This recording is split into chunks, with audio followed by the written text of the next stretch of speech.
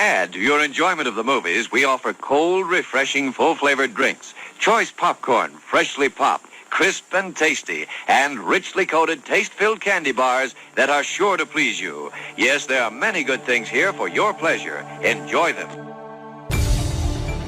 The moment our fellow geeks, dweebs, nerds, and other unfortunates have been fervently waiting for has finally arrived. It's time for TMI, Confessionals of the Nerd Kind. And now, your hosts, Jeff Nerf Herder Chandler, Jim Kaiju Baker, and Christina Yojimbo Henry. You can continue.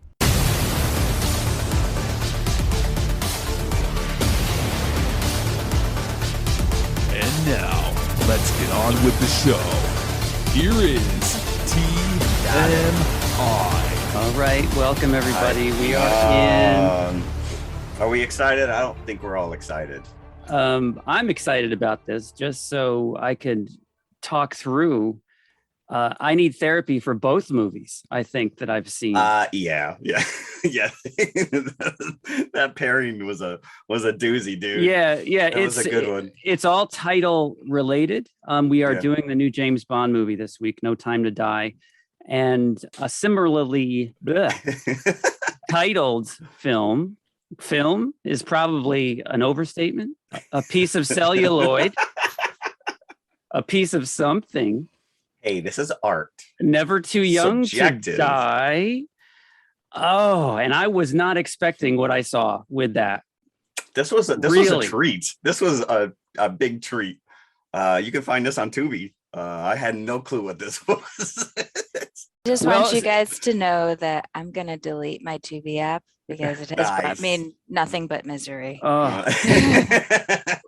If you compare that to our previous Tubi feature, which was Prisoners of the Lost Universe, in comparison, I think that looks pretty good now. I think you were purposely not here for that. No, that was when I was sick. Oh, okay, but you were not. That was one of your husband's choices. Yeah, and when he watched it, I did not watch the whole movie. I left the room. That's probably a good call on your part. But unfortunately, you had to sit through this one. Or did you walk away as well? I had to sit through it. You could have pulled a Jeff with The Departed. I did. I went all the way through. My son would not even be in the room that is next to the room. He doesn't want to be associated with it in any way. That's good. That's good. He was like, I'm going in my bedroom. Like he wanted to be very, very far away. Like it had cooties that he could catch. Yeah, I'm pretty sure that there are some cooties that come off this movie. Well, this is on the back end, so we don't want to get too far into it. No. Before we begin, do you have any news items? I do have some news items. It's been a while since we talked news, so maybe some of this is old, but we'll hit on a couple things and see what you kids think about it. First and foremost, Ruthie Thompson, legend of Disney animation, has died at 111 years old. Wow. 111. Imagine being that old. That's crazy. Amazing. She worked on Snow White and the Seven Dwarfs all the way up, I think, to The Rescuers. So you're talking like 4 decades. Yeah. And she survived many different animation styles as well. Disney changed a lot in between those two films. Yeah, well, she was supervisor of the scene planning department at the studios and basically helped to establish the camera mechanics used to photograph animated scenes. So she was definitely a pioneer and the first woman ever to be admitted into the Hollywood Camera Union. So paving the way, 111. Can you imagine like what kind of think about how fast technology's moved in our lifetime? Oh yeah. And now think about what she saw over the course of her life. It must be mind-boggling. Just right? Amazing. Like you don't even think when we take for granted like these damn phones that do everything now, and even a couple of years ago. Yeah, it's amazing. It really is. So hats off to her. Yeah, we'll stick with the Disney. Disney did settle their lawsuit with Scarlett Johansson, undisclosed amount, and apparently they're already working together again. Right, because they just needed to play fair with her. That's all she was asking for. Right. You know. Yeah. Well, it sounds like everybody's happy, and spoiler alert, I know that her character has passed, but you can't cut her off from the MCU completely. Come on. No, because something had to be done. Well, look what they're doing with this What If series, where a lot of these actors are coming back and voicing these characters, regardless of what happened to them on screen, because now we're talking multiverse. So, like, let's be real. It's a comic book character. In a comic books, no one ever dies. It's true. Uncle Ben is the only one who's Uncle Ben, yeah. Listen, the Death of Phoenix hit me as a kid, and of course they brought her back multiple times. If you're a heroic character, you're practically guaranteed to come back to life. Even look at somebody like Jason Todd, who was so famously killed by the fans. Yeah, he came back years later as Red. I'm pretty sure I voted for that to kill him too. By the way, I apologize. Yeah, he was not a likable character. I'm just saying, characters never really die. If they really wanted to, they would find a magical way to return her to the series. But it's open now for them to do that. There's not bad blood. Well, maybe there still is, but at least professionally, there's an opening for her to come back. And now she's doing Tower of Terror. Maybe they'll kill her off in that one too. I'd like to see how they expand that, because that story is like relegated to 5 minutes in the pre-show. Well, that's like when they first announced Pirates of the Caribbean, I'm like, I'm not even gonna like this is just stupid. The whole premise of basing it on a ride, and of course that movie was it was awesome. Yeah, true. They had elements. It's their own thing, and they have elements from the ride. Yeah. But of course, it's a story in itself. I think that the thing about Tower of Terror is that all you have to do is just sort of lean into the Twilight Zone quality of it. Right. And, you could have a great movie. So. Or you make it a haunted house. Like everybody knows what happens to the Tower of Terror. It's struck by lightning. Right. And these people are caught in the elevator. So open it up with that haunted house story, something to that effect. Who knows? Yeah. I think there's a lot of potential there. More than I think other rides. Space Mountain. I think they're making a movie about Space Mountain. This is going to be like 2 hours of blackness. Every now and again, they just show you a girder over your head, like you're going to get decapitated.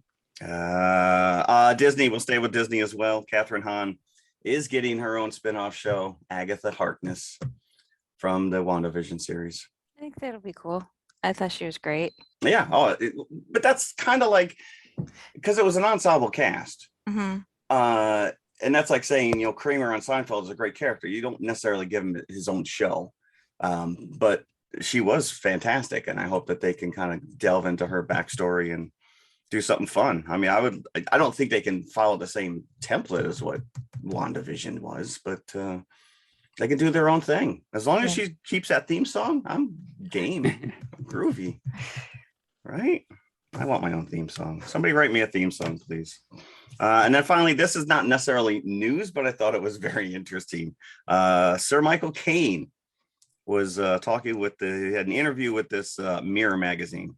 And he was mentioning the fact that he's a bit of method, and that he is taking to not blinking for 8 years of his life. What? Because he read it in an acting book, Teach Yourself Acting, that he attempted not to blink because he thought it would make his performance more mesmerizing on camera. If you go back and watch it, well, he was doing it in real life too, and people thought he was like psycho. You have to blink. On screen, you will never see. Well, squirrels don't have eyelids. But try not to blink through the duration of this show. I know. But I just find so if you go back and watch any of his movies, he never blinks. And apparently Anthony Hopkins is adhered to this method as well. I just found it goofy. I just thought it was a fun. It seems to me that really would become all encompassing. How could you act if you're concentrating on not blinking?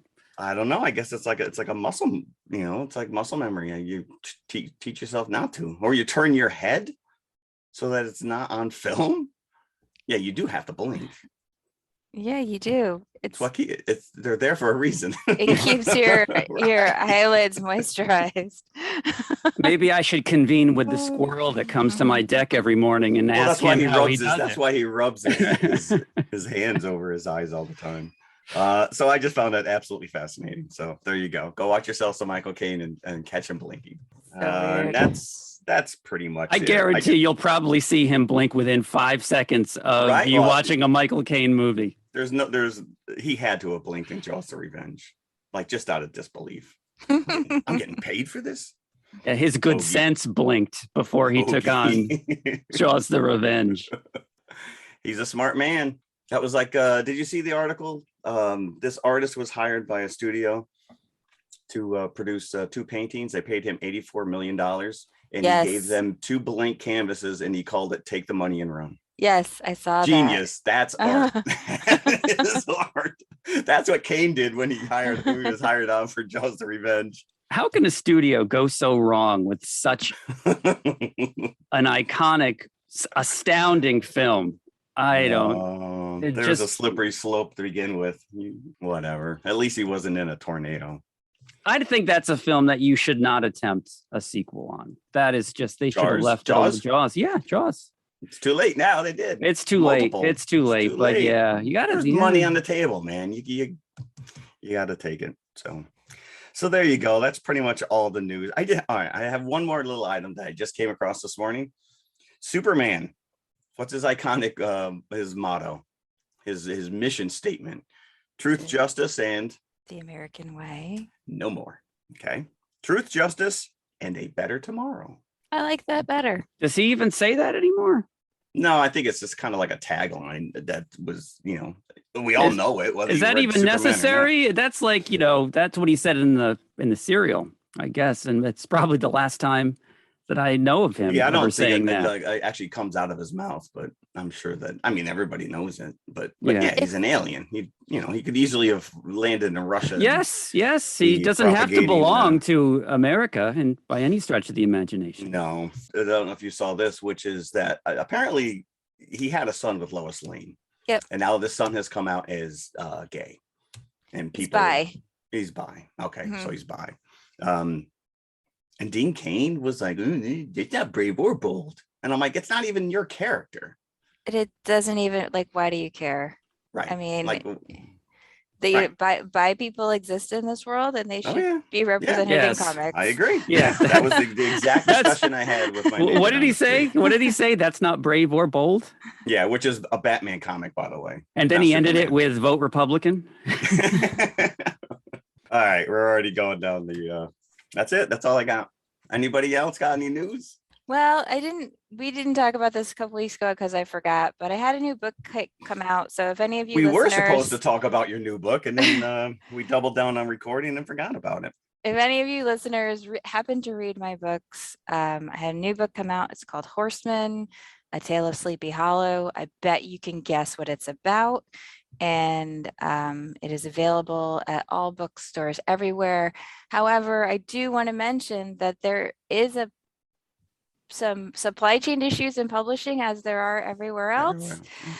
And if you are looking to buy a copy for someone for Christmas, go out and buy it now.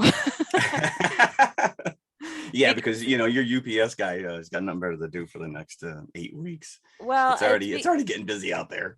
It's because the publishers are saying, if a book has to go into reprints, it can take a lot longer for it to be reprinted right now because of all the issues that they're having and just getting stuff scheduled at the printers. So a lot of times if bookstores run out of a book, then, they'll reorder a couple of copies and they'll have them in the store. And what's happening right now is if they reorder them, they may not be available for reorder right away. And, obviously that affects authors' book sales. So please support your local author and go. I've already loaned my copy out. I did. I didn't get a chance to read it yet. But you also have, it's also available for e-readers, right? E-readers. It is, yes. It is also available if you do the e-reader thing. It is available for e-readers. It is on audio. It's available in all the formats. But if you're the kind of person who prefers a paper Yes. book in your A hand, tangible item in your hand, turning pages. Yes. which I do. I tried an e-reader and I never loved it. I prefer the feeling of a book. Yes, I agree. It's not just the act of reading. It's the smell it too, engages right? the senses. Yeah, the smell, I agree. the feel Yeah. on your fingers of the pages. I really like knowing where I am in the book. Which I Yes, feel like yes. you can't get that sense. It's not the same with an e-reader. It'll be like, you're on Yes. page 25 of 325, but it's not the same. It's sort of seeing the number of pages. Exactly. you've Or looking read. at the top of the book and looking at where your bookmark is. And I'm this far into the journey. I'm close to the end now. I'm getting close to the end. Yeah. I do like the smell of it though. I got to paw through some old comics the other day, and the first thing I did was smell them. But books are unique. Each one has its own different texture. It's got its own different cut of the pages, its own smell. Yeah. What do you think that book from Harry Potter that had teeth? What do you think that smells like? The Monster Book of Monsters, you mean? Is that what it was? Yeah. That was like chasing them. That was horrific. I was horrified by that when I watched it with my kids. I'm like, that's not fun at all. You know what my father used to do with his books, because he was a member of the science fiction book club in the 70s. So it was like being a member of the Columbia Records and Tapes Club, where they just send you a book if you didn't say I didn't want it. And then you'd have to pay for it. And I think he just got those and read them anyway. And that's how we got built up the Stephen King library. It was through that book club. But he would take the jackets off because he liked the look of them without the jackets. And so that completely ruined whatever worth that they had, because they were all from the 70s. Like he threw them away? He threw them away. They're gone. My gosh. Oh, that's horrible. That's sad. I take the jacket off when I'm reading it, but then I put the jacket back on and when I put it on the shelf. That's right. Interesting. Okay. Well, that's it then. So we gonna talk about this movie? Yeah, let's talk about it. No Time to Die. We waited a very long time for this movie. Matter of fact, I'm pretty sure that little girl's in college now. I was supposed to be in the UK on tour when you guys saw this movie. I think, originally it was set for a 2019 release date, obviously before COVID and everything else. And it was delayed, not because of COVID, but because of other reasons to 2020. And then COVID happened and it got pushed and pushed and pushed until here we are in October of 2021. And before we begin, if you haven't seen this and you are a fan and you're going to see it, this is going to contain spoilers. It was spoiled to me 2 minutes before I walked into the theater. Did you overhear somebody talking outside? No, my friend, I dropped my wife. That's happened before, by the way. So keep your mouth shut when you leave the theater. No, I dropped my wife off at some friend's house down the street, and I told him what I was going to go see, and he immediately made a comment that ruined it for me. So I am in disbelief at that. Do they think they're being smart, that they're getting one up on the movie by telling you, and that you will be thankful for getting this information? I guess. I mean, it's the news we'll talk about. I mean, it's out there. The movie's been out for 2 weeks now.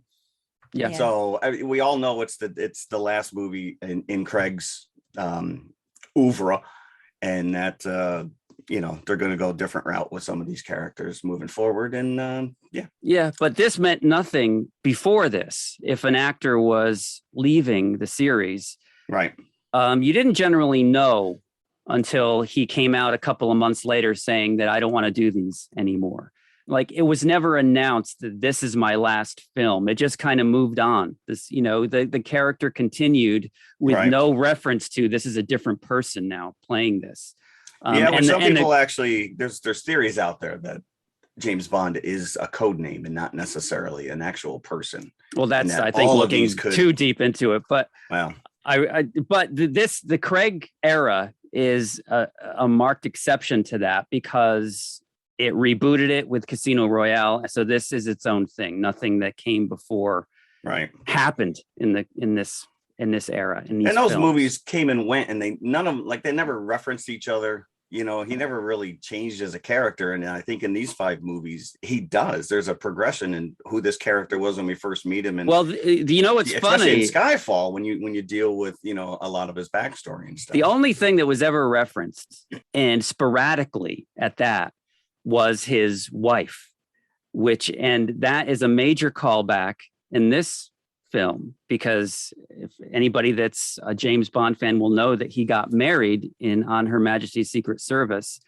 and his wife Tracy, played by Diana Rigg, is killed at the end of that movie.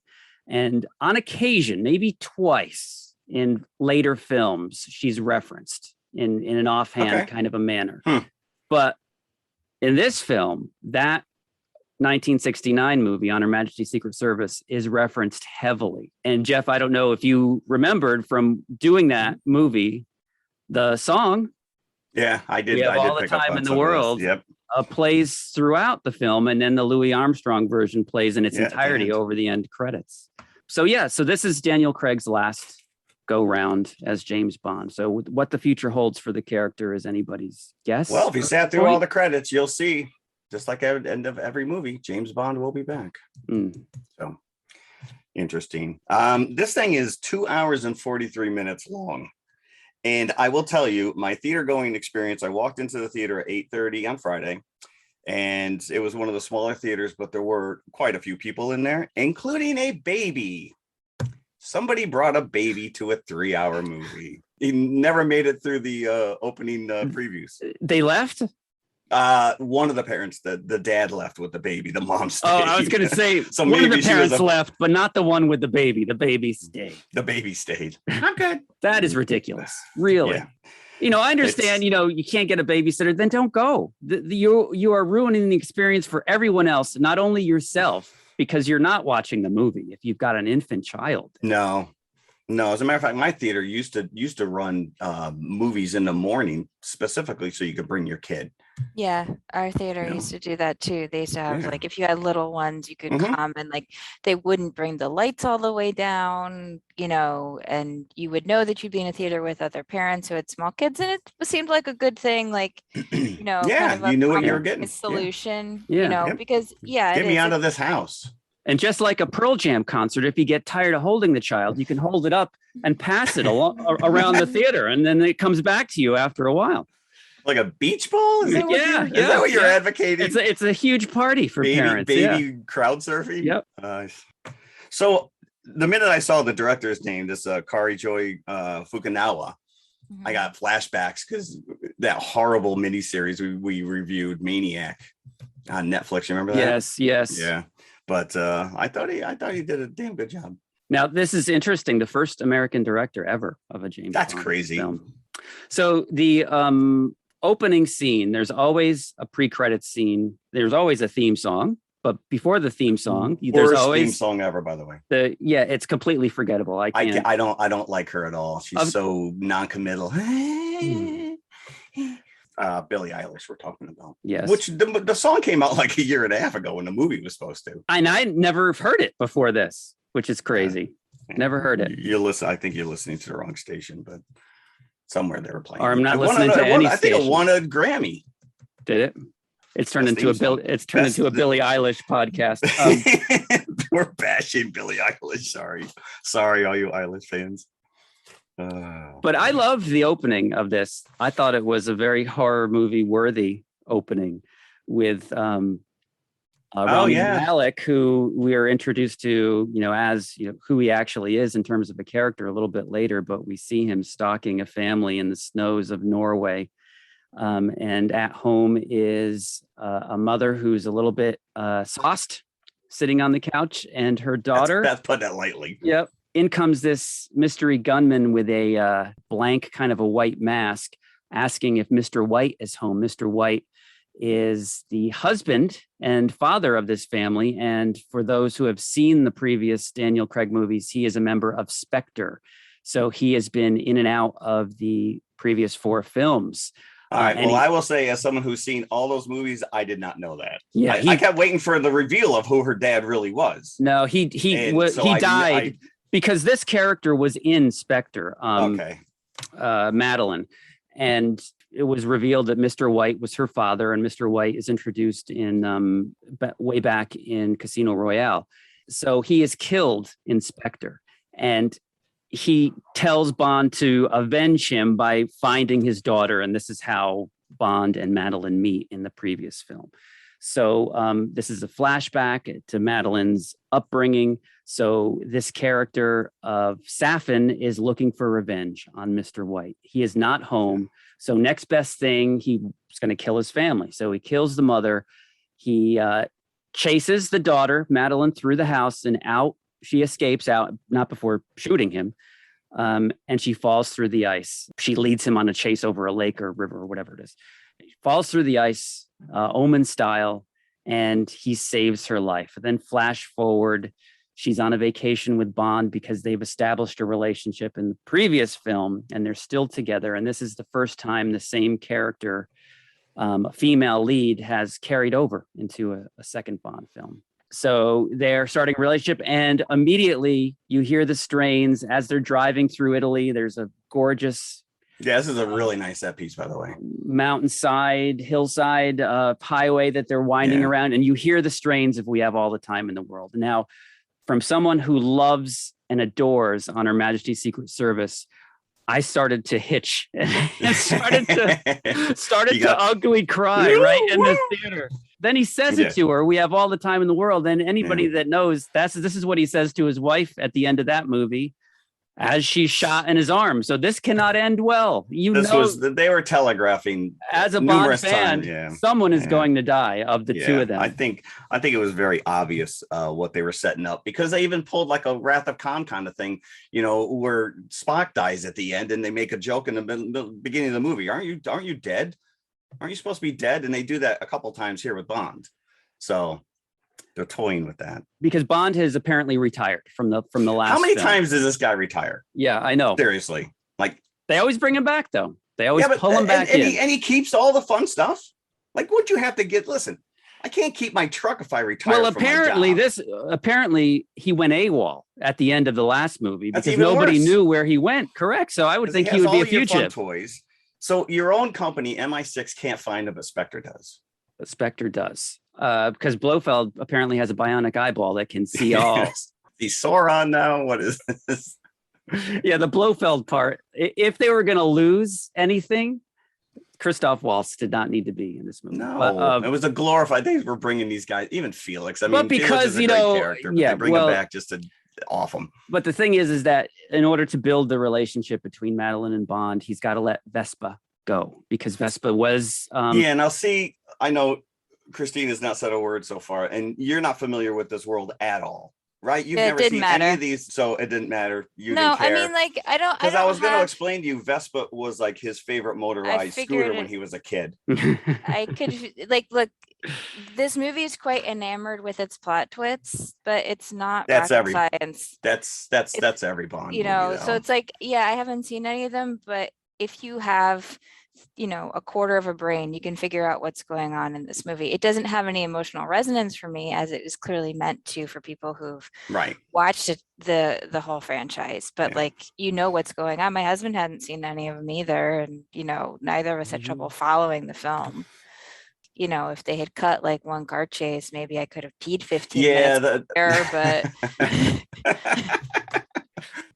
So apparently Richard Dawson has put you and him into the quiet chamber every time a James Bond film has ever come on cable.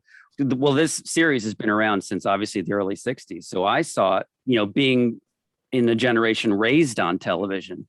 So it was kind of hard to avoid. So I saw it on HBO, and I had seen a couple of the Roger Moore ones, but not like the Craig ones. I had seen a couple of the Roger Moore ones when I was young, because like my mom watched Bond movies sometimes. I remember seeing View to a Kill and Octopussy, and I think what's the one with Roger Moore before that?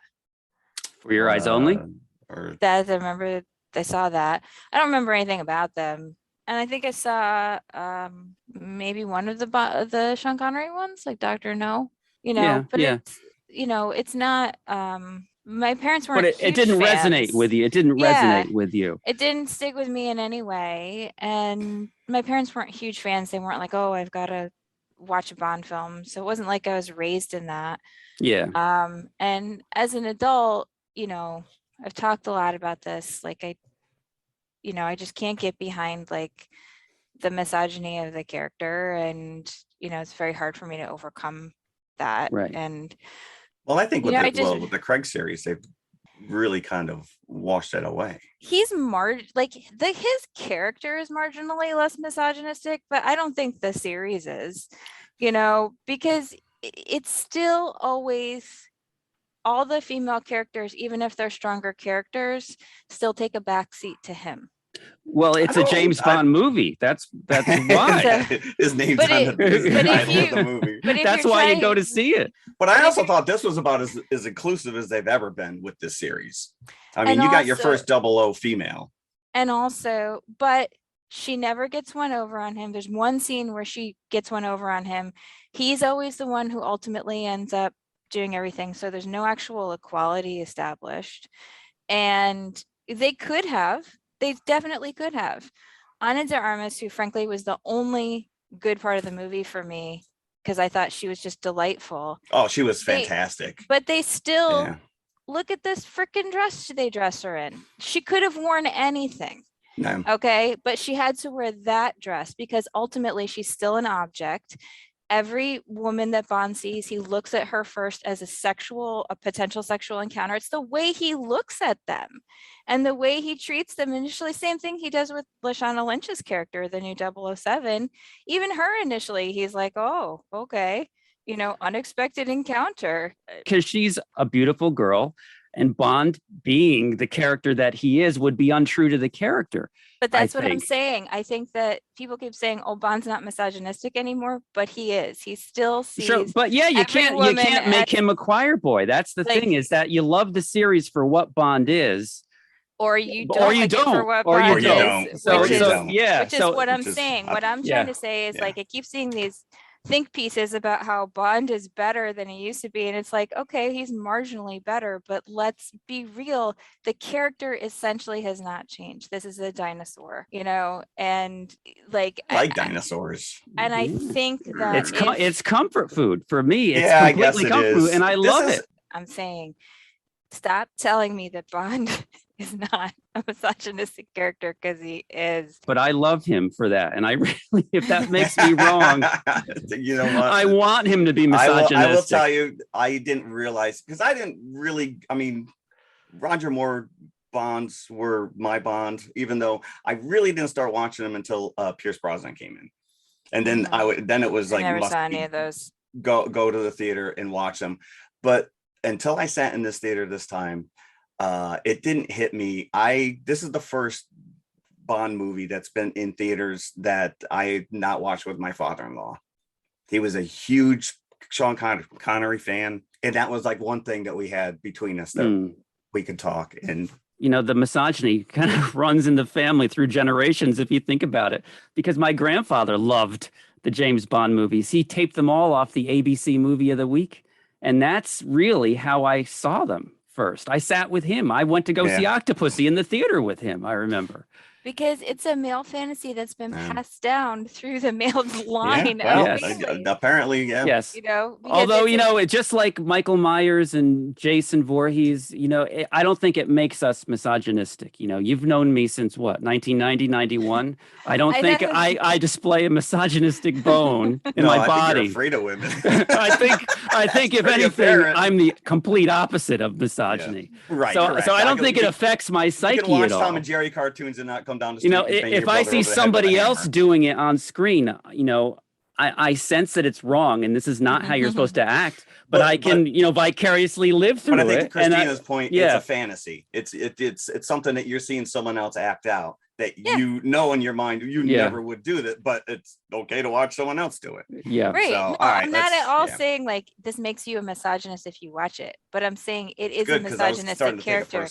And you have to, and it has to be acknowledged. And that's why, I can't get behind this. Yeah, you can't be alone though. There's got to be a lot of other people out there that just don't like these movies. But wait, we're getting ahead of ourselves, because I just wanted to the meat and potatoes of the movie is that Bond has to get past his relationship with Vespa in order to get with this new girl that he has. And this is the one, apparently, even though that every single one of them seems to be the one. This one at least has survived from the previous movie, and they seem to be serious about each other. But for how long? But Vespa's grave is in this Italian town where they are, so he's gone there to kind of close the book on Vespa because he's had relationship issues ever since, because she The second movie, right? she died in Casino Royale, but her echoes have I was gonna say she's been referenced in pretty much every one of these. Yes. So she was working with MI6 with him during Casino Royale, and she kind of groomed him into the James Bond that he is today in Daniel Craig's James Bond. Fault. It's her fault. But she was also playing the opposite side in Casino Royale. So she betrayed him at the end of Casino Royale after he'd fallen in love, and he had retired at the end of Casino Royale as well to be with her. Every movie he retires. So long story short, she betrayed him at the end of Casino Royale. He's not been able to have a relationship since. So he's putting that behind him, going to her grave, and Blofeld has set a trap for him at the grave. Long car chase later, Blofeld calls Madeline, makes him think that Madeline was in on this setup. Yeah. So for the first half of the entire movie, he is untrusting of Madeline until she comes back into it at the end. And I will say this, because this movie has been sitting there for so long, I'm glad that this whole sequence happened up front, because you've seen it 100 times in the trailers and the commercials for the cars now over the last year and a half. That opening sequence, chasing through Italy, and they're trapped in a car, they're getting shot at, and the little guns come out of the headlights, and then he goes spins in circles in the nice little motorcycle trick that you've seen 100 times. And I have to say that the lead motorcycle guy that was chasing him, when they showed the close-up of him, I was like, this guy has one evil eye, and it's not a coincidence. It is not a coincidence. Cyclops. Yeah, we'll talk about that later. So this is the what, 25 minutes before we even get the opening. Yeah, it's a very long pre-credits. Yeah. So then we get after the theme song. Bond has gone away, and as we said, he's retired. He's gone AWOL. He hasn't told anybody at MI6 that he retired. He kicked her onto a train. Kicked her on a train and sent her on her way. Said, I'm never going to see you again. He's in Jamaica, and Felix Leiter finds him. Jeffrey Wright, who has been in the series, in Craig's series, since Casino Royale as the CIA agent that helps Bond out every once in a while. And so he tries to recruit Bond into the CIA because he knows that he's already left MI6 to find this doctor that's been taken. So once again, the CIA can find the MI6 can. MI6 can't. Everybody knows where Bond is except for his boss. I don't know. He didn't call in. I don't know where he is. We don't have any tracking devices. And Felix, that we can find him. Felix brings along a super fan by the name of Logan Ash, and this guy is bad news. Whenever there's a super fan, they're a little bit too obsessive. That he's not on the up and up. No, Coulson was a big Captain America fan, and he didn't turn evil. No, he didn't turn evil. Ash, played by Billy Magnuson, who, if you've seen the film version of Into the Woods, he plays Prince Charming's younger brother. Okay. He's very good in that. I liked him in this because he was just a complete. You knew he was a complete jerk from the beginning. Yeah, because this is the whole thing with these Bond movies. You never trust anybody. Everyone's a secret double agent, So they do know where he is, though, because 007 is in Jamaica as well, keeping tabs on Bond. And wait, I thought James Bond was 007. No. You see, once he left, they retired his number. They said, "Okay, you're going to go AWOL." Well, they didn't retire his number. They retired him. And they gave his number to somebody else. She said when he realized, and she said that she was a 00. And then she said 7, and he looked at her, and she's like, "What? You thought we were going to retire you? You're so full of yourself." Yeah, she's a fun character. I really liked the fact that they set him off balance like this, but she wasn't in it enough, I don't think, to really make a mark. Let's talk about that a little bit, because that was the spoiler that was thrown at me before I walked into the theater, which was, oh, well, it's going to be the last time it's like playing a guy. So you didn't know that he died at the end. Spoiler. I had pretty big, like I said, it was pretty well telegraphed that they were. But no, I mean, you weren't spoiled before you actually went into the movie. No, correct. Specifically. Yeah. Okay. No. But again, you sit through the credits and it does say James Bond will be back. It didn't say 007 will be back. I mean, look, we were just talking about this with comic book characters, right? James Bond is a comic book character. He'll pop up in the first reel of the next film with bandages over his face, like at the end of Bolt.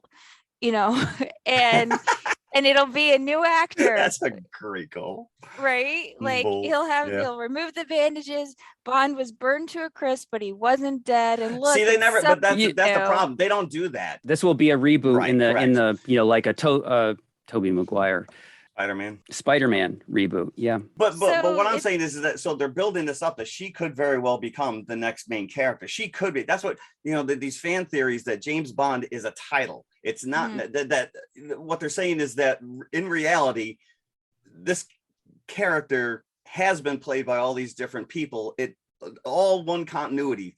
I think that the Daniel Craig stuff threw that out the window because they reset a lot of it. But that she could be James Bond in the next movie using that title. But I don't think that that's what they're going to do at all. They set her up to be 007, but if it gets reboot, then all of it gets kicked to the side. In this universe. So she wouldn't be in it if they reboot it. Obviously, it's a new universe. Yeah. Who's the actor who plays Q? Ben Whishaw. Yes. Well, it's last for M. It's the last for everybody. They're all going to be recast. Yeah. That's but see, didn't they do that with Judi Dench? She was the only one that survived. Carried over from Pierce Brosnan. But again, there was no reference that this is the same M that was in the Pierce Brosnan movies. It's just the same actor in that part. There's no carry through from. Yeah. Because she was meeting Bond, for the first time in Casino Royale. She was a much better M. Yeah. I don't like Ralph Fiennes at all. Rafe Fiennes, yes. You don't like him as a performer? Or you don't like him in? I like him very much as an actor. I don't necessarily like he played this role pretty dickishly, if I can say straight up. And he's Voldemort, right? He's Voldemort. Right. This is his strength. Yeah, but Judi Dench, she Bond just vexed her every time, but she would always put him in his place. She was a great character, and they do have one moment where M's sitting there trying to figure out what he's going to do, and he's looking at her portrait. So I appreciated that, but I think that she was a much better foil. Because Bond never follows it. He's like Captain Kirk. He skirts the rules at every turn. And yet he's still their star quarterback. And it doesn't matter what he does. He still comes back and he's the guy that's got to save the day, regardless of what he's done up front. So this is a long-winded way of saying I like Judi Dench better than Ray Fiennes. That's all I know.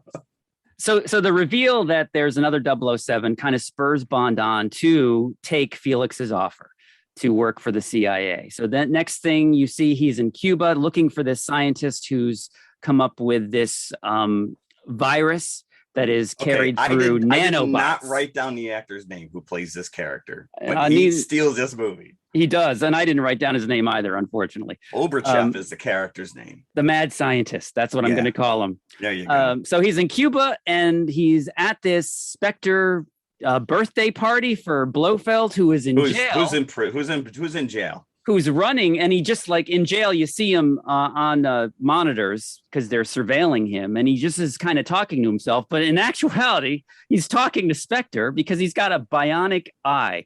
Now, again, if they didn't have any Blofeld in this, because Blofeld is the iconic Bond villain. He is the guy that they base Dr. Evil off of. He is the guy that strokes the cat and you never see his face in half the movies that he's in. I was happy to see that Mr. Bigglesworth got another role in this because he played the Q's cat. Blofeld is running this Spectre meeting from his prison cell with a bionic eye, which is really ridiculous. So Bond is there looking for the scientist with Paloma, who is, again, played by Ana de Armas. And in the plunging low dress, that was unnecessary. But again, she blows off James, and he does look at her in a very predatory way, assuming that she wants to sleep with him quickly. She drags him into the wine cellar, and he immediately but she's like, no, that's not what I mean at all. I'm just helping you get your tux on. I'm like, I don't need any help with that, thank you. This is like Monica Bellucci's character in Spectre. She's in it for 5 minutes. Yeah. But she does make a mark. She really is memorable. She things up completely. That's the only 15 minutes I was truly engaged because I think she's just a really great performer. And I was like, oh, she's gone now. Okay. Yeah, you kept waiting for her to come back, but she didn't. And I immediately, I'm like, that's the girl from Knives Out. This Yeah, was supposed to come out 4 months after that movie, by the way. That's how he requested. Daniel Craig requested her after they filmed Knives Out. And to be in the Bond movie? To be in the Bond movie. Interesting. Yeah, that was his call. But Bond and her, they infiltrate this party, and Blofeld sees him immediately because he's looking at him from his prison cell. And Blofeld releases the nanobots, the mist of nanobots. This is magic to the nth degree. This is a bioweapon that is programmed to kill specific people because of their DNA. Because of their DNA. Apparently, the mad scientist that's been captured by Spectre is working with Safin and not actually Spectre, because Safin wants to kill all of Spectre, and this is what he does. He's targeted the bioweapon and the nanobots to kill everybody in the room except for Bond. So once this mist comes down, everybody starts to froth at the mouth and deteriorate acid. But the end result is they capture the scientist. But Logan Ash double crosses, kills Felix, and takes the scientist, because Logan Ash is also working for Safin. Everybody's working for Safin. Nobody cares about Blofeld anymore. He's passé. He's in prison. So Spectre has been demolished. Apparently, that was every single Spectre. That was every single one of them. Party. Yeah. And Blofeld in prison. There's I don't know if they were trying to go for a Silence of the Lamb. Yeah, that's the only way. It's straight up. Madeline happens to be. She's his therapist. She's his therapist because she was introduced as a therapist in Spectre. So Bond goes to her with the cover that he's a new patient, and that's how they meet. So she is the only person that Blofeld will speak to because he knows the connection that she and Bond have, right? So Safin wants her to go to see Blofeld in a regular appointment. He gives her, or he infects her with the nanobots, as a perfume, so that she will kill Blofeld when she gets close enough to him. She and Bond speak before she goes in. She ends up leaving. Bond stays to speak to Blofeld, but the nanobots are on his hands. Blofeld reveals that, no, Madeline didn't have anything to do with Vespa's explosion. She's not working for me. I just did it to mess with you. And Bond can't contain himself, chokes Blofeld before he regains his composure, but it's too late. Blofeld melts in the cell. So no more Blofeld. That is long-winded. Whew. I felt the full 2 hours right there. And that was only one little sequence. And the whole thing was predicated on the idea that Rami Malek's character, who I just forgot his name, somehow predicted the human psychology of how that whole encounter would play out. Yeah. So he had Madeline put the thing on her wrist with the perfume. He knew that Bond would touch her wrist. He knew that Bond would lose his temper. Yeah. The whole thing is sort of predicated on this idea that he knows somehow exactly what's going to happen. You got to have your suspension of disbelief on overdrive in films like this, especially once the gadgets come into it, because every gadget that Bond is given, it's at the beginning of the movie, comes into specific use before the end of the movie. We'll talk about that watch too, because it should have done a lot more than what happened. But let's talk about the Safin character, because I think it's a complete waste of Rami Malek's acting skills. This character there was no charisma. He was weird looking for the sake of being weird looking. And his motivation was it was like Scream. I don't need a motivation. That's the scariest part. He's Thanos. He's Thanos, basically. Yeah, basically. He's gonna you're right. That is his plot. I kept waiting to say he was gonna poison the water supply. So he had a full follow through the next movie. But this was the weakest part of this whole movie was his character. He wasn't threatening in any way, shape, or form. I was convinced that he was actually playing Dr. No, and that we were going to get a reveal. I was waiting for that as well, especially when you get to the secret layer, the island. Yeah, the island, and you've got these massive, once again an underground, missile silo abandoned. That's been, this is straight up Dr. Evil. I don't know. He had the same accent as Benny in the Mummy, so I just kept Arnold Vosloo. Arnold Vosloo was going to pop up. He would have been a better assassin. And then we get Matilda, because Bond tracks Madeline back home to Norway, and she's still living in that house. We didn't explain that Madeline is, Matilda is Madeline's daughter. Right. He immediately assumes it's his, and she says, she's not yours, but we know it's his. And so does he. He's like, but the blue eyes. No, she's not yours. What? You're the only guy with blue eyes that I've nailed in the last 5 years. Sorry. They're both captured, put in mortal danger by Safin. There's an extended chase through the woods, which they could have done without, I think. That's a giant Land Rover commercial. Fukunaga actually directed the Land Rover commercial, and it was all outtakes from this movie, basically. So it is one big advertisement. But at least this gives an excuse for Logan Ash to be killed. Egregiously. There you go. So we got crushed. Yeah, but then we got to make it to the island where the big nanobot factory is. The Bond villain's lair is on this island. And that's kind of been a theme that's repeated itself. You always got to go to an island or an underground volcano or, something spectacular. And they had to infiltrate it with this really cool water plane. It was like straight out of Sky Captain. This was like Spy Who Loved Me, the underwater car thing. So a call back to that. And it gives Safin a chance to monologue a little bit once they find him. People want oblivion. I'm going to be their unseen ruler. There's going to be a new world order. Yeah, I don't know what he's trying to do there. No sense. I get the revenge aspect with him taking out Spectre. He and Bond are working towards the same goal. Same goal there. Right. This is like talking about last week, Prisoners of the Ghostland. So they're going towards the same thing, but then of course they turn on each other at the end because Safin has to be a complete whack job that wants not only to kill Spectre, but the entire world. So, and he wants Madeline because he says that he and Bond are brothers in a way, because he has also developed a fascination with Madeline because he's known her almost all her life because he saved her life. And I don't know really what they were trying to say, what the relationship between the two has been. He saved her and then he disappears, or he keeps tabs on her over the years or what have you. I don't know. It didn't really play out. And Bond is on the island. Q is tracking him at the same time. So once Bond realizes that the nanobots are here, he tells Q that everything needs to be destroyed, but he's got to open the indestructible missile silo doors in order to do so. Before he gets to do that, he has the final showdown with Safin, and Safin injects him or gets it on him somehow, the nanobots, with the DNA of Madeline and Matilda. He can never touch them or come near to them again. So he decides to stay on the island while the missiles come. And then he executes Safin, opens the doors, talks to Madeline for the last time, tells her, "You have all the time in the world." And again, I'm ugly crying in the theater. I didn't tear up. I did get a little sad that the damn girl didn't get her bunny rabbit back. The bunny rabbit go boom. Because he found he was going to give it to you. He had every intention of giving it back to her. She can't take that back. He can't take it back. No. That's fine. You keep it. So they say goodbye. Island blows up, and the movie ends with them toasting James Bond in M's office. I will say after the explosion, when he blows up, they cut to that white screen that you constantly. Oh yeah, the whiteout. Like Chib's blubbering like a baby right now. He's like, whoa. And they give Madeline the line. His name was Bond, James Bond, when she's about to tell her daughter about him for the first time.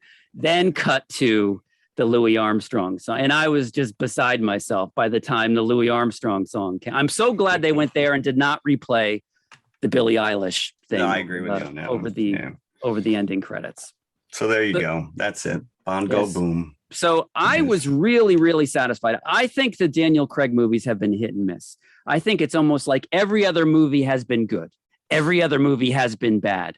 I really liked Casino Royale. Did not like Quantum of Solace. Really liked Skyfall. Yeah, Skyfall's almost really was disappointed with Spectre.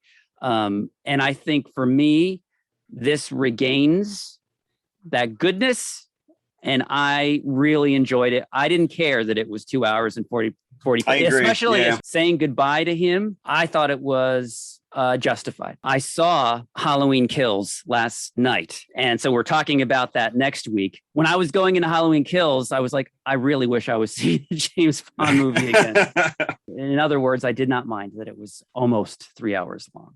I agree. I enjoyed this. It was fun, even with the silliness. Although I will say again, you mentioned you got your level of suspense and disbelief. When he ignited the EMP in his watch that blew up the guy's eye, it also would have probably blown up all the nanites in his body. Am I wrong? Isn't that what an EMP does? Knocks out mechanical things? Yes? No? I don't know. Just pointing it out there. Maybe. Yeah. All right. Anyways, it was enjoyable. I did like it a lot. Probably it is probably, yeah, right behind Skyfall and Casino Royale in this series. And I think it was a good, even if they didn't play the theme from On Her Majesty's Secret Service, I would have liked it. But that just really elevated it for me, of course. That being my favorite. Yeah. So loved it. Loved it. I might as well give buckets now. I'm going to give this 4.5 buckets. Wow. I go 4.25. Oh, I want to hold my fingers in my ears and go la la la la la la la la. I mean, I've been trying not to rain on your parade, man. Like, no, listen. You know what? I said this last week. You got to give honest buckets. You have to give honest. I know how much this means to you, but I'll tell you. Like an hour into it, I started checking my watch. I could feel my husband next to me checking his watch. Both of us were like, when is this going to end? And when we left the theater, we spent more time talking about the crap previews that we saw than the movie. So you had to just soak it up. You had to just take it in. Yeah. I mean, I was there and You were? You were. I commend you for that. I do. Commend you. Absolutely commend you. I sat through the whole thing. You did. But it didn't sway you, but I just don't ultimately I just don't care. Like it just doesn't have any meaning for me. So and it was way too long. And you know, the people around me are gasping like they've never seen the movie before. You know, it's like seriously, that was a surprise to you. Yeah. Like anything that happened in this movie was a surprise. Well, that's like jump scares. But I love those people. I love those people, at least that are into the movie and not talking on their cell phone. That's all I can ask. There was a lot of people in the theater and they were all very into it. There's been a lot of articles about how, like looking at the box office of this film, that the average Bond audience skews older. And that was definitely true in my showing. I think maybe I may have been, besides my son, may have been the youngest in the theater. Wow. And there were here, Shunny? There were audible sobs coming from behind me during the end of the movie. That's really into it. I'm now thinking that maybe that baby in my theater was mini me. Maybe. I think it was. Yeah, listen, all right, wait. We didn't get buckets yet. We didn't get buckets yet. No, we did not get buckets. Oh, look, she was hoping to skirt. I don't know, man. Skirt buckets? 2 buckets. Fair. Listen, fair enough. At least you gave a bucket. It was a movie. Hey, compared to Never Too Young to Die. Oh, I can't wait to talk about this. The only little fun fact that I got from this movie, because I just saw it the other day, so I didn't get a chance to do too much digging. But that opening action sequence in Italy, they had a problem with the bikes and the cars because everything there is like dirt and gravel, and so a lot of dust or whatever. So they coated the streets with Coca-Cola. 84,000 gallons of Coca-Cola. Oh, my son would be aghast at the waste of Coca-Cola going on there. Especially, I guess it just, create like more of a sticky surface so that the cars can do what they need to do, especially for that motorcycle scene. But again, which you've seen 1,000 times in all the commercials. But I don't know if I want to be a cleanup crew on that, right? Wouldn't the bee problem be horrible? It was sort of weird. The night before we went to see this, we had just watched, I don't know if you guys have seen this. There's like a little hour-long thing on Netflix where they talk about Hollywood movie tropes. And yes. Rob Lowe is in Rob it, Lowe, yeah. So I wasn't quite what I expected. I thought they would sort of go into more depth, like why the tropes exist and like how they were first established and stuff. It's more of like a countdown almost, where like you see the trope for like 2 or 3 minutes and then they show different examples of it and then they move on. Yeah. And my husband said this and I thought the same thing. So we had watched this the night before we saw the Bond movie, and so many of those tropes were actually in the movie. I think that also helped detract from our experience of the film. Because you're now counting them, waiting for Rob Lowe to show up. There's another one. There's another one. Okay, like especially right at the beginning. They're driving one of the vehicles down the stairs. That is literally one of the tropes that is shown in this little documentary. But that's what you want. Yeah. I should be wearing a t-shirt going into this. Give me the tropes. The thing is on Netflix and it's, there's not a single movie I can watch with my daughter without pointing out the Wilhelm scream. So so they talk about the Wilhelm scream. And people who stare afar from the funeral at a funeral. and Yes. the Oh, rope did they do the whiteout? Did they do the whiteout? They the did rope do cop. that. No, I mean in the trope Yeah, special. No, they did not didn't do call it the out. whiteout. That might be in the second episode. All right, so let's go to the concession stand and all let's right. come back. I'm glad we're talking about this after the concession stand because this would put me off my food completely. I just want to say, you guys were trying to find something that had a similar title. We could have watched To Die For. Okay. That did come up, but this was a spy movie and it was similar title. So I thought it was the writing was on the wall. This is a doozy. All right, so let's go. All right. Hey, Mom. Yes, you. Why fuss and fret about dinner? Why not have it right here? Yes, this drive-in offers everyone in the family a real picnic treat for dinner. We've got delicious sandwiches with all the trimmings and your other dinner favorites, plus whatever you want to drink, hot or cold. Come early before the show starts, or eat while you're being entertained, or at intermission time. So why fuss? Give your family a tasty dinner at this drive-in. All right, we're back. Never Too Young to Die. Oh man, this is classic 1986. I've never heard of this movie. I've never seen it. I've heard of it, but just because of the curio that Gene Simmons is in. I will tell you, if you bring this up to Gene Simmons, he gets mad. He does not like people referencing this movie. See, I found a little Hollywood Reporter retrospective about this. I read that too. That same article. Yep. Yeah, it came out about 6 years ago, and Gene Simmons seemed like he had, at least in that article, a decent sense of humor about it. Oh, maybe. Okay. He was like, oh, well, I was offered 2 parts, and one of them was a Marine commander, and one of them was the hermaphrodite. And 2 he said parts, all right. And he said that'll teach me to read scripts before accepting roles. He was sort of. He seemed like he had a sense of humor about it. John Stamos seemed like he had a sense of humor about it. I did not have a sense of humor about it. I think if you're actually in a movie like this, you have no choice, or you would jump out of a window. You own up to it, right? Yeah. This is a stinker. This is a stinker. Genuinely wonder sometimes, like, what are like the thoughts and dreams of people who make movies like this? Do they get up in the morning and think that they're making a good movie? In that article, Stamos was like, he had all his eggs in this basket. He's like, this is going to make me a movie star. This movie. Oh yeah, you're telling a kid you're basically playing James Bond's son, Jr. Right. Well, did you know Lazenby was in this, Jeff? No, I did not. So it's crazy. I did when I watched it. That not only did they pay tribute to his movie in the Bond film, he's in this movie. He's actually there. Movie. Yeah. So 10 minutes in, I'm like, did we accidentally watch Jim Cotta? Like, I'm like, what is? I know. What is that movie? American Anthem, right? That had Janet Jones and whoever else came out the same year. So there was a lot of gymnastics movies going on in the mid 80s. Stargrove. Popular. That is the name of both the father and the son. Stamos has his own theme song. Oh, that's horrible. Song it's so laughable. Was so terrible. I was like, it's Condor Man all over. Yes. 15 minutes in, I'm like, yes. I'm like, oh man, this is making Condor Man look like a freaking masterpiece. Like we're saying, this is James Bond's son. This is how the movie really should be sold. The beginning is the father, and you know that he's a deadbeat dad and he's never there for his son because he's a spy. But as far as the world knows, he's like an oil executive or something.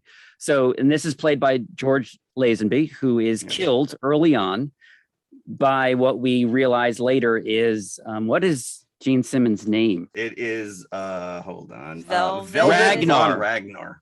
Yeah. And he is doing a complete Frankenfurter. Totally. Oh, totally. Yeah. Although I think he was devolved into like Bobcat Goldthwait by the end. He was doing some weird stuff going on there. Yeah. And I don't think this is the diversity that everybody is really looking for. No. Definitely not. Definitely not. So he plays a hermaphrodite. He is the villain here. And I guess that aspect of the character came in later, that like in early drafts of the script. Like it doesn't, except for which is unbelievable that there's a script. Like, somebody wrote this down. You know what's more unbelievable? That he's the same size as Linda Carter, because that outfit he wore during his song is Linda Carter's costume that she wore for a live concert in 1980. A TV special, and when she wore that, she sang a Kiss song. And if you're curious, you can go and find that TV special on YouTube. And then you can say who wore it better. Yeah. Ragnar is his name. He's got all these minions that are like castaways from Police Academy 2 or some bad Road Warrior ripoff movie. And so his plot is to poison the water supply. That's basically it. Yeah. So Lazenby is killed at the beginning trying to figure this out. So Stargrove's son, played by John Stamos, goes to the funeral and he investigates further as to what his father was doing. So this brings him into the company of Vanity, who is playing, and Danja Deering. I could not make out what this character's name was. I had to look at it afterwards. Like, what are they saying? Danja is her character's name. Yeah. And oh man, there's one seduction scene in here in particular that, Christina, I applaud you for making it through that. Wait, she didn't admit that she did.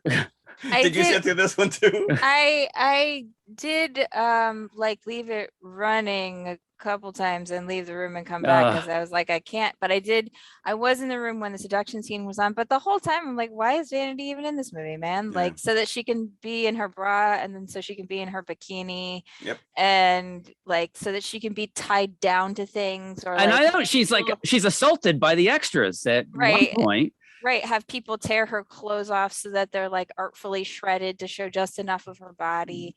You know, it's horrible. It's like the way they use her character in this movie is really, really and horrible. It's extremely, they take the R rating to its limit here, especially in these scenes with her in it. And this is what makes it an R-rated movie. So I don't really know what kind of an audience that they were shooting for. The James Bond movies are, even though right now they're skewing with an older audience, at the time, I think, especially post View to a Kill, which had the Duran Duran theme song, it was a very adolescent audience.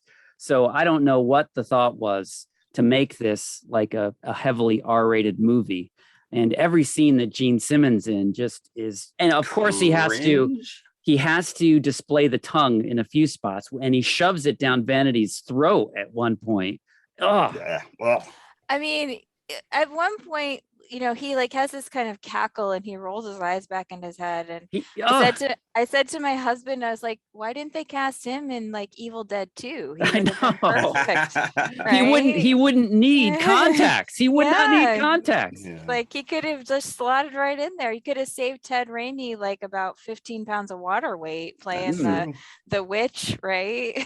Under the floorboard. He reminded me of Karen Black actually in a few of these shots. He's one big audition for Bosom Buddies. That's really what it comes down to. I mean, 5 minutes into this movie, I was literally trying to massage the furrows out of my brow so they wouldn't become permanent. I was like, I have to relax. Like, I'm already stressed out watching this. And you just really wonder how some people ended up in this. Robert Englund is in this movie. I know. And it was after Nightmare on Elm Street. People knew who he was. He was a name at this point. Yeah. And when he showed up, though, my neighbors are taking care of somebody else's dog, and the dog came downstairs at that moment and started barking like crazy, and I couldn't hear the dialogue, and it literally made no difference. No. And there's one ridiculous, well, everything is ridiculous in this film, but there's one scene which is, it suddenly becomes the Road Warrior when there's a car chase with a truck involved. Mm-hmm. And these two quote unquote punk minions of Ragnar are chasing Stamos on his motorcycle, and they're on motorcycles, and they have axes, and they're just giving him light glancing blows with the axes. And then the truck runs over one of them and just keeps going. And the trucker's like, oh, I think I just ran somebody over. Yeah. but I got a schedule. I got to be somewhere. Listen, you got to stick to that. Yeah, this is, you know how some movies are so bad they're good? This is not one of them. No. Although I think Stamos, in reading that article, Stamos and Simmons are trying to kind of turn it into something that's so bad it's good. And Stamos actually, and you probably read this too, he's been trying to buy the rights to the movie for several years unsuccessfully to try to make it himself into a cult movie, like a midnight movie. That's working too hard. He wants it to be like The Room or, you know, like Rocky Horror, where people go out and see it and dress up and talk to the screen and all this kind of stuff. But I mean, I think I definitely would have liked this better if there was like a Mystery Science Theater 3000 version. Oh, it's begging. It's You know, begging. I'm for that. surprised. Yeah. Definitely. because this is the kind of thing that I only could watch if, they were there making commentary. Right. Yeah. Because I think, you guys have talked about how you like to watch bad movies like this sometimes. Like you'll sit down and just like turn your brain off and just Yeah. watch like stuff like this. My problem is like I can't turn my brain off. I can't. And I think that the difference between you and me is that I believe I only have one life and I don't want to put 90 minutes of it in the toilet and flush it. And that was what I did yesterday when I watched this movie. There goes your buckets down the toilet, down the toilet. I'm of the opinion that I don't want to be on my deathbed and said, I've never watched Never Too Young to Die. I didn't need to watch this. It is a spectacle. You should The whole check it time out. I was thinking, let's turn it into a cult movie for Stamos.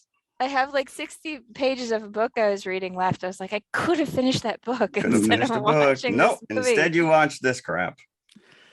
So, There's no redeeming value to this movie, like zero. And the other ridiculous aspect is that Simmons is playing a dual role here. Yes. Actually, it's one role, but he's disguising himself. And if anybody is fooled I know. by Gene Simmons in a red wig and beard, I was fooled. I was like, it's him. clutch the pearls, it's him. Gene Simmons is a genius. He played both those characters. My husband was like, What is up with do this? they really not realize that that's Ragnar? Like, I guess not. Don't mind me with the big red beard. So fake. Like, it is the fakest looking beard you've ever seen. Even if you don't realize it's the same person, you would be like, wow, the costume department sucks. Like, Yeah. this beard looks terrible. And that was on crappy Tubi. So if you see this thing cleaned up, forget it. Did look kind of clean to me, even though it was on Tubi. Maybe the only good thing about it is, hey, at least it's not grainy. But yeah, Ragnar has the finger, which he employs a couple of times. Just Not the finger. One especially long nail that he uses to cut throats, and exposes his chest at the very end. His chest is then bitten by John Stamos. It's just a really awkward, difficult to watch confrontation, because then Stamos says something about, you're really like a woman, aren't you? Derisively. It's like, why? Yeah. What's the point of that line of dialogue? There's definitely a lot of kind of homophobia running through the movie, because it's right from the start, the two wrestlers are like, why don't you do something more manly than gymnastics? Yeah, right. Yeah. You know, right. so- Obligatory jocks. Love the scene where he falls into the dam to his death, though. That was a little bit satisfying, at least, and that indicated that the movie was just about over. Just about over. Yeah. Damn. And the whole time, the disc they're searching for, they call it the Ram K. And it's like, what, did you hear a computer term one time and then like, Oh, that sounds good. Let's do it. like you heard the word RAM and you heard kilobytes and you decided to put them together? K-Ram or Ram K? Yeah, so Simmons does recount that he did have to shave and wax his chest on a regular basis and wear falsies in order to play Ragnar. And he said that the crew insisted on wolf whistling and catcalling us every day when he came out of his trailer in full Ragnar dress. Yep, so we've already said that Stamos was in between his gigs on General Hospital and Full House when he did this, and he thought that it was his ticket to the big time, and it was not the case. He said, and I think this was from that same Hollywood Reporter article, that it was not playing at a nearby theater to him, but he was able to see it at a local drive-in, which he took a date to, but it did him no good in terms of getting lucky that night. Big surprise. Yeah. Released on June 13th, 1986, to no acclaim whatsoever. No, none. And I don't think I feel bad that gonna... we're actually exposing this to the masses. Yeah. This is one bucket. I didn't even enjoy watching it as a bad movie. It was stupid, and it was bad. It was mean-spirited and unnecessarily R-rated. Yeah. Yeah, the director's like he had a lot of TV credits, and that was it. And this is very much a made-for-TV movie. But yeah, the Gene Simmons aspect is. I went 2. I was a little generous, but You're super generous. I guess so. I'm gonna give it a quarter bucket for being a movie. I think Bond this still is the new, got more. I think this is a new low for me because I'm pretty sure I gave Condom Man half a bucket. I think you're right. Let's hope that we don't sink lower than this. It's bound to happen if we go back into the Tubi well. But I think it's interesting because I think this goes back to what we were talking about last week, where like I tend to get very emotional when I watch films. Either I love them or I hate them. There's very few things that I feel sort of neutral about. And so like, yeah, I mean, like I was getting actively angry watching this movie. That's not a surprise. That's not a surprise. So when I don't like a movie, I really don't like it. But when I love it, I tend to really love it, which is why I'll rank things really high that most people think are, just okay, because I tend to get very emotionally invested. Yeah. Yeah. And that's how you should. These are meant to be engaged with on either end of the spectrum. So. But I think that's why I don't want to watch a movie that I know is bad, because I know that I'm not going to be able to keep an even keel. You know what I mean? I'm not going to be able to be like keep emotionally distant from it because I can't do that. So I'll tell you that I'm really looking forward to next week. I was going to say, let's hope next week actually cleanses the palate of this stinker. I will hold my tongue. I have already seen Halloween, so. I'm going after this. I'm already wearing my Haddonfield sweatshirt, and we're gonna. So if you don't know, next week we're doing Halloween Kills, the middle entry in what's going to be a trilogy, and we're also pairing it with Arsenic and Old Lace, the Cary Grant classic, and we're doing one more little bonus with this. What? Yeah. Sounds like a lot of homework. Yeah, but it's going to be fun homework. We're going to do the Muppets Haunted Mansion special on Disney Plus. I've already watched this twice. So I was going to ask if it was already out. It's been out. Okay. Yeah, I'm looking forward to next week. Cool. More in tune with the season.